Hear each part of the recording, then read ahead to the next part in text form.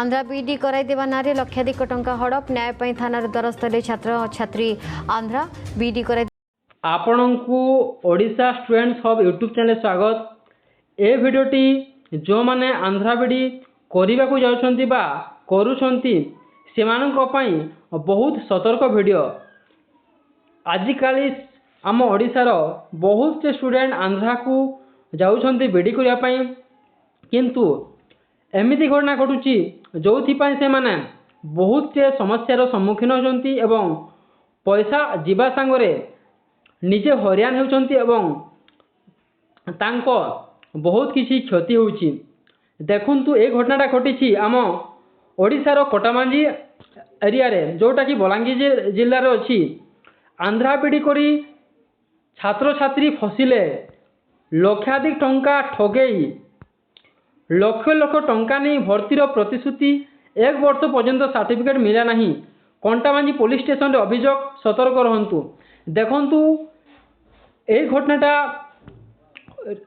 बाहरी खबर कागज अर्गस न्यूज रे मध्य देखि पारुथिबे एवं कोटामांझी पुलिस स्टेशन रे छात्र छात्री माने अभियोग करिसंती। एटा संवाद खबर कागज रे बाहरी ना आंध्रा रे बीडी करी केमिति हरियान होउछंती ताहा निहाती आमे जानिबा उचित। जे जो एजेंट को नहीं आमे धरिकी बीडी करूछु ताहाकू भल भाव आमे जानिबा उचित जे से किपरि लोक एवं जो कॉलेज रे से एडमिशन करूछंती से कॉलेज रो वैलिडिटी कोन अछि, ताहारो एफिलिएशन सर्टिफिकेट अछि कि नहीं से कॉलेज रो, एवं से कॉलेजटा आम ओडिसा रो कौ यूनिवर्सिटी संगे लिंक अच्छी सेटा निहाती जानिबा उचित।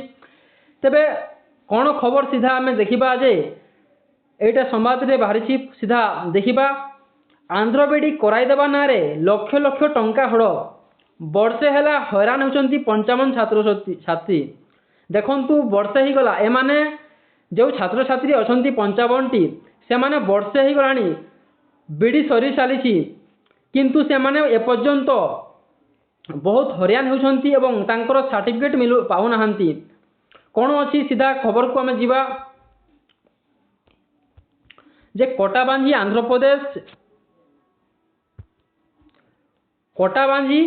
Andhra Pradesh to BD course कराइदेवा नारे पश्चिम ओडिशार विभिन्न जिल्लार छात्र छात्रींठारु लक्ष लक्ष टंका हड़प होइथिबा नै एक संगीन अभियोग सामना को आसिछि। बलांगीर जिल्ला कोटाबांझी अंचल रे जड़े दलार 55 रु अधिक आशायी छात्र छात्री को चाकरी प्रलोभन देखाई एभली ठकी करिथिबा जना पड़िछि।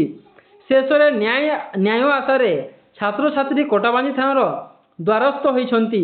अभियोग अनुसार कोटाबांझीर रिम्पोर्ट्स इंस्टीट्यूट मालिक पतितपावन हेन्ना आंध्र प्रदेश रु बीडी डिग्री कराइदेवा कही 2024-25 ब्याच पई प्रति पिलांग ठारू मोटा अंकर अर्थ आदाय करिथिला। देखंतु जड़े कोटाबांझीर जड़े एजेंट जार नाम अछि पतितपावन हेन्ना, से 55 कोटा आमर बलांगीर जिला और कलाहांडी एरियार छात्र छात्री को नहीं से आंध्र प्रदेश रे बीडी कराइबा तांकोटो मोटा अंकर पैसा नहीं 2024-25 बेच रो स्टूडेंट मानक पई। किंतु कौन अच्छी देखा पड़ा छात्र छात्री कहवा कथा जे सेमानंक कोर्स शेष होबार 1 वर्ष रु अधिक समय बीती जाइथिले सुद्धा सेमानंकु सर्टिफिकेट दिया जाय नहीं। सर्टिफिकेट मागिबारु दलार जनक विभिन्न बाहाना करी सेमानंकु भुआ बुलाउथिले। एही बड़ धरणर रेकेट रे केवल बलांगीर नुहे बरं कलाहांडी, नुआपड़ा और बरगड़ जिलार बहु आशायी छात्र छात्री फसी रहिछंती। भविष्य अंधार आड़कू गति करुवा देखि 55 रु अधिक छात्र छात्री एकाठी होई कोटाबांझी थाना रे लिखित अभियोग करबा सह दलारंक विरोध रे कार्यानुष्ठान ग्रहण करबा सह सेमानक टंका फेरस्त पई दाबी करिसंती। पुलिस घटनार तदंत आरंभ करिछि। एहाकू नै रिम्पोर्ट्स इंस्टीट्यूट मालिक पतितपावन हेन्नांग कहिबा हला 2024 बैच रो कोर्स फीस दिया जाइछि, किंतु पूर्व बैच रो कोर्स फी बाबत को आंध्र रे थिबा बीडी यूनिवर्सिटी रे 9 लाख देबार अछि। सेदी पई एमानंक सर्टिफिकेट आसी नहीं।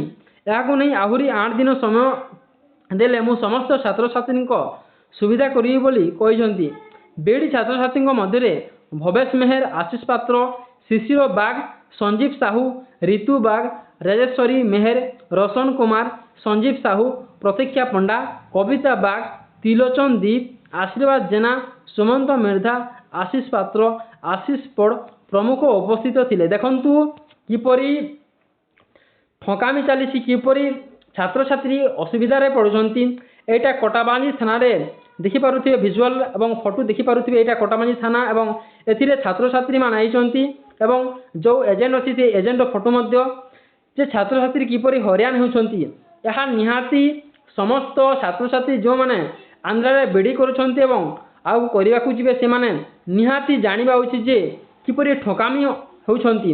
ତେଣୁ ଯେଉଁ ଷ୍ଟୁଡେଣ୍ଟମାନେ କରିବାକୁ ଯାଉଛନ୍ତି ବା କରୁଛନ୍ତି ସେମାନେ ନିହାତି ସତର୍କ ହୋଇଯାଆନ୍ତୁ ଏବଂ ସମସ୍ତ ଜିନିଷକୁ ଛାନଭିନ କରି ବିଇଡି କରନ୍ତୁ।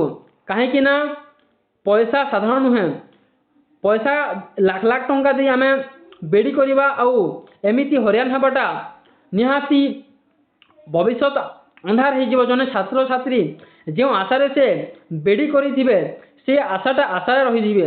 ସେଥିପାଇଁ ନିହାତି ସତର୍କ ହୁଅନ୍ତୁ ଏବଂ ଏ ଭିଡ଼ିଓଟା ନିହାତି ନିଜ ସାଙ୍ଗସାଥୀକୁ ସେୟାର କରନ୍ତୁ ଏବଂ ଭିଡ଼ିଓ ଯଦି ଭଲ ହେଇଛି ତେବେ ନିହାତି ଆପଣ ଭିଡ଼ିଓକୁ ଲାଇକ୍ କରନ୍ତୁ ଏବଂ ଏ ବିଷୟରେ ଆପଣ କ'ଣ ନିଜ ମତାମତ ନିହାତି କମେଣ୍ଟରେ ଜଣାନ୍ତୁ।